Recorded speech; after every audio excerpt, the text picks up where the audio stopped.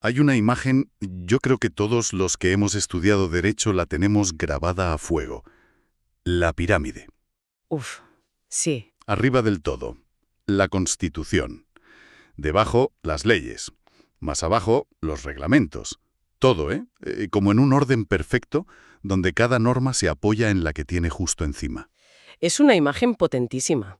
Casi arquitectónica, diría yo. Pues el arquitecto intelectual detrás de esa imagen es una de las mentes jurídicas más influyentes del siglo XX, Hans Kelsen. Totalmente. Kelsen lo que buscaba era eso, orden, ciencia. Y hoy vamos a meternos de lleno en su positivismo jurídico. Sí. Vamos a explorar su teoría pura del derecho, esa famosa pirámide, y sobre todo su idea central de la validez formal. Y nuestra guía para esta charla va a ser un ensayo muy interesante, titulado Entre la pirámide y la Constitución de 1991. La misión que nos hemos propuesto es responder a una pregunta. A ver, ¿Ese modelo de Kelsen tan pulcro, tan formalista, sigue siendo la herramienta principal para entender el derecho en un sistema como el colombiano? Un sistema que, fue sacudido y transformado por una constitución, la de 1991, que es todo lo contrario a pura. desde luego. Está llena de principios, de valores, de derechos fundamentales, y con un enfoque social muy marcado. Ahí está el choque de placas tectónicas, como quien dice. Es la colisión entre una teoría que quiere aislar el derecho, depurarlo de la moral y la política, Claro, y una realidad constitucional que precisamente mete esos valores, dignidad, igualdad, justicia material, en el corazón mismo del sistema. Veremos qué queda de Kelsen en pie después de ese terremoto y qué se ha tenido que reconstruir. vale, pues empecemos por los cimientos. ¿Cuál era exactamente el gran proyecto de Kelsen? Cuando habla de una teoría pura del derecho, ¿qué buscaba purificar y de qué? Pues su objetivo era tremendamente ambicioso. Quería convertir el estudio del derecho en una verdadera ciencia, casi al estilo de las ciencias naturales. Y para eso, claro, necesitaba un objeto de estudio puro. ¿Puro en qué sentido? Quería limpiar el análisis jurídico de todo lo que él consideraba contaminantes externos. Como por ejemplo. La moral, la sociología, la política, la economía. Su argumento era que si un jurista empieza a opinar sobre si una ley es justa o injusta, o buena o mala para la sociedad, Ya no está haciendo ciencia. exacto, ya no está haciendo ciencia jurídica, está haciendo filosofía o política. Es decir, su meta era describir el derecho como es, no como debería ser, desde un punto de vista moral. Y eso me lleva a una de sus distinciones clave: la separación entre el ser y el deber ser. La ciencia jurídica para él se ocupa exclusivamente del deber ser, ¿verdad? Kelsen, el mundo del ser, es el de los hechos, el de lo que ocurre, La realidad. la realidad, cómo se comporta la gente, por qué delinque. Eso es para la sociología. El derecho, en cambio, vive en el mundo del deber ser. No describe lo que es, sino lo que debe ser según las normas. Vale. Una norma dice, quien mate a otro deberá ir a prisión. No describe si la gente mata o no, sino la consecuencia que se le debe imputar a esa acción. Entendido. Separa el análisis de la norma de la realidad social. Y si ese es el primer corte, la primera purificación, me imagino que la segunda es la más polémica de todas. Uy, sí. La separación radical entre el derecho y la moral. La más famosa y la más criticada, sin duda alguna. Para Kelsen, la validez de una norma no tiene absolutamente nada que ver con su contenido moral. Nada de nada. Cero. Una norma puede ser jurídicamente válida, es decir, pertenecer al sistema, aunque nos parezca una atrocidad moral. La justicia, para él, es un ideal irracional subjetivo. O sea que la pregunta del jurista es, La ciencia del derecho se pregunta si la norma fue creada por el órgano competente y siguiendo el procedimiento. Punto. No si es buena o mala. pero espera, ¿esa separación tan tajante no es una ficción un poco peligrosa? Históricamente, no fue precisamente ese positivismo extremo, esa mentalidad de la ley es la ley y punto, la que permitió dar una apariencia de legalidad a regímenes atroces durante el siglo XX? Es la crítica más potente que se le ha hecho y es fundamental. Kelsen, como científico, te diría que una cosa es describir un sistema jurídico, incluido el de un régimen totalitario, y otra muy distinta es justificarlo moralmente. Ya. Él insistiría en que su teoría es una herramienta de análisis, no una guía de conducta moral. Pero es innegable que una versión simplificada de su teoría, el positivismo ideológico, se ha usado para justificar la obediencia ciega a la ley, sea cual sea su contenido. Es una tensión que no se resuelve. Exacto, es una tensión que su teoría nunca resolvió del todo. Y para organizar todo ese sistema de deber ser, ya purificado de moral, crea su tercera gran idea, la estructura jerárquica. La pirámide. La pirámide. Exacto. El derecho no es un montón de normas sueltas, es un sistema ordenado y jerarquizado. Las normas inferiores, como un decreto, extraen su validez de una norma superior, como una ley. Que a su vez... Y esa ley, a su vez, es válida porque fue creada según los procedimientos que marca la Constitución. Es una cadena de validación. Y que hay en la cima de todo, que sostiene a la propia Constitución. Tal. Eso es. Y ojo, no es una norma escrita, es una hipótesis, una presuposición lógica. Es la idea de que se debe obedecer al poder constituyente originario. Es como el anclaje final que le da coherencia a todo el sistema, aunque no lo puedas encontrar en ningún código. Fascinante. Es como un axioma en matemáticas. No se demuestra, se asume para que todo lo demás funcione. Justo esa es la idea. Bien, pues hablemos de cómo funciona esa pirámide en la práctica, que es mucho más que un dibujo bonito. Muchísimo más. Es un mecanismo de control del poder. La regla de oro es que una norma inferior no puede contradecir a una superior. ¿Lógico? Si una ley viola la Constitución, es inválida. Si un reglamento se excede de lo que le permite la ley que lo desarrolla, es inválido. La pirámide lo que garantiza es la coherencia a través de controles. El control de constitucionalidad, el de legalidad. Exacto. Es la fontanería del Estado de Derecho. Y para manejar esa fontanería, Kelsen nos da una caja de herramientas con 3 conceptos que pide, por favor, que no confundamos nunca. Validez, eficacia y justicia. Yo me atrevo con el primero, la validez. Venga. Para Kelsen, esto es puramente formal. La pregunta es, ¿la norma fue creada por el órgano correcto y siguiendo los pasos correctos? Si la respuesta es sí, es válida. Y no importa nada más. Perfecto. El segundo concepto es la eficacia. Y aquí sí que miramos a la realidad, al mundo del ser. A la calle. Una norma puede ser perfectamente válida, pero completamente ineficaz. Piensa en leyes antiguas que siguen en los códigos, pero que nadie aplica ni recuerda. Y el tercero es la justicia. Y aquí volvemos a la polémica. Volvemos. Para Kelsen, esto es un juicio de valor, algo que está fuera del análisis jurídico. ¿La norma es moralmente correcta? Es una pregunta para la ética o la política. No para el jurista como científico. Exacto. El trío es validez, pertenece al sistema, eficacia, se aplica en la realidad, justicia, es moralmente buena. Ponme un ejemplo. Un ejemplo tonto. Si mañana el Parlamento aprueba una ley que obliga a llevar un sombrero ridículo los martes, siguiendo todo el procedimiento constitucional. Según Kelsen, esa ley sería perfectamente válida. Perfectamente. Otra cosa es que fuera eficaz, porque probablemente nadie le haría caso, y desde luego la mayoría pensaríamos que es una ley injusta o como mínimo estúpida. Pero su validez formal... Sería impecable. Has captado la esencia. Y esa distinción, que en teoría es tan clara, es justo donde empieza el gran conflicto cuando aterrizamos este modelo en la realidad jurídica de un país como Colombia. Pues hagámoslo, aterricemos. ¿Cómo encaja el modelo de Kelsen en el sistema colombiano antes de 1991? Pues antes de 1991 encajaba como un guante. El sistema colombiano siempre ha sido jerárquico. La Constitución era la norma suprema, existía un control de constitucionalidad. La pirámide de manual. Totalmente.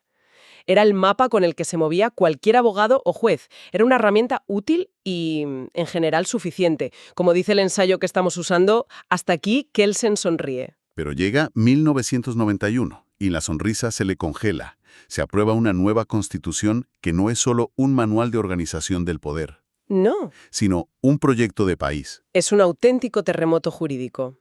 La Constitución de 1991 desborda el formalismo kelseniano por todas partes. Podemos destacar 3 elementos clave. A ver. Primero, un catálogo de derechos fundamentales inmenso y con fuerza normativa directa. Ya no son meras declaraciones líricas. La dignidad, la igualdad, la solidaridad son mandatos directos para todos los poderes públicos. Vale. Segundo, el cambio de modelo de Estado. Fundamental. Colombia se define como un Estado social de derecho.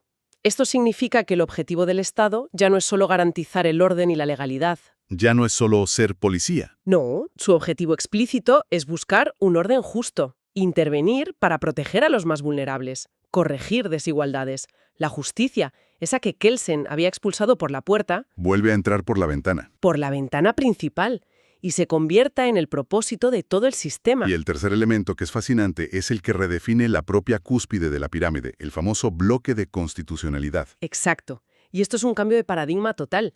Significa que los tratados internacionales de derechos humanos, ratificados por Colombia, se integran en la parte más alta del sistema, al mismo nivel que la Constitución. Espera un momento. Fíjate, Esto significa que la pirámide ya no tiene un techo nacional cerrado. Es como... es como si le hubieran quitado el tejado y ahora pudieran entrar normas, principios y estándares que vienen de fuera.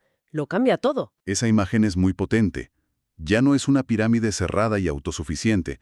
Ahora es una estructura abierta a un diálogo con el derecho internacional. Totalmente. La conclusión parece inevitable. La validez formal de Kelsen sigue siendo necesaria, pero ya no es ni de lejos suficiente. Por supuesto. El test de validez, por así decirlo, se ha duplicado. Ahora una ley no solo tiene que pasar el filtro formal kelseniano, procedimiento y competencia, Sino que también... sino que también tiene que pasar un filtro material o sustancial. Su contenido debe ser compatible con todos esos derechos, principios y valores de la Constitución y del bloque de constitucionalidad. El positivismo clásico se queda cortísimo. Lo cual me lleva a una pregunta práctica. Si un juez en Colombia tiene que manejar estas dos lógicas, ¿cómo lo hace? El texto que nos guía usa una metáfora que me parece brillante, la de los dos pares de gafas. Es una metáfora muy clarificadora. El juez colombiano contemporáneo tiene que operar con dos juegos de lentes. Primero, se pone las gafas kelsenianas, Las de la forma. las de la forma. Con ellas hace el análisis formal. Revisa la arquitectura, la fontanería. ¿Quién expidió esta norma? ¿Tenía competencia? ¿Se siguió el procedimiento legislativo? Si la norma no pasa este test, se cae por vicios de forma. Pero si lo pasa, el análisis no ha terminado. Ni mucho menos. Es solo el primer paso. A continuación, se quita esas gafas y se pone las gafas del constitucionalismo de principios. Y con estas, la mirada cambia por completo. Ya no ve la forma. Ya no ve la forma, ve el fondo, el contenido. Y las preguntas son otras. ¿Esta norma respeta la dignidad humana? ¿Viola el principio de igualdad? ¿Es una medida proporcionada? ¿Es compatible con la Convención Americana de Derechos Humanos? Entiendo la metáfora, y es muy visual, pero también suena agotador, casi esquizofrénico para un juez. ¿No genera esto una tensión constante que puede llevar a decisiones muy impredecibles, donde a veces gana la forma y a veces el fondo, dependiendo del juez o del caso? Has puesto el dedo en la llaga. Sí. Crea una tensión permanente y hace el trabajo judicial inmensamente más complejo. Y también, ojo, más discrecional. Claro. Pongamos un ejemplo concreto. Imaginemos una ley de desarrollo urbano aprobada con todas las mayorías y siguiendo el procedimiento a la perfección. Formalmente válida. Kelsen aplaudiría. Exacto. Pero esa ley permite el desalojo forzoso de familias vulnerables de una zona de la ciudad para construir un centro comercial, sin ofrecerles una alternativa de vivienda digna. Con las gafas de Kelsen, la ley es impecable. Impecable.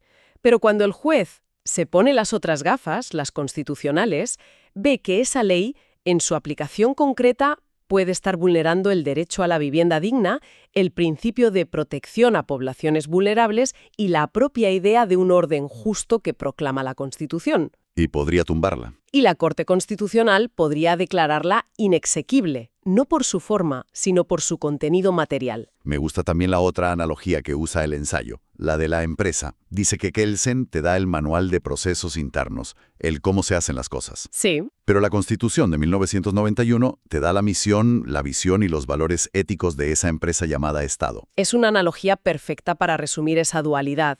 Un buen gerente necesita ambos manuales. No puedes ignorar los procesos internos porque caerías en el caos y la arbitrariedad. Claro. Pero tampoco puedes aplicar los procesos de forma ciega si van en contra de la misión fundamental de la empresa. El juez colombiano de hoy tiene que ser ese buen gerente que integra la rigurosidad formal con el propósito sustancial del sistema. Viendo todo este panorama, ¿qué queda de Kelsen que sea realmente imprescindible? ¿Qué deberíamos salvar de su teoría a toda costa? A ver, a pesar de que el constitucionalismo le ha ganado mucho terreno, su legado sigue siendo valiosísimo.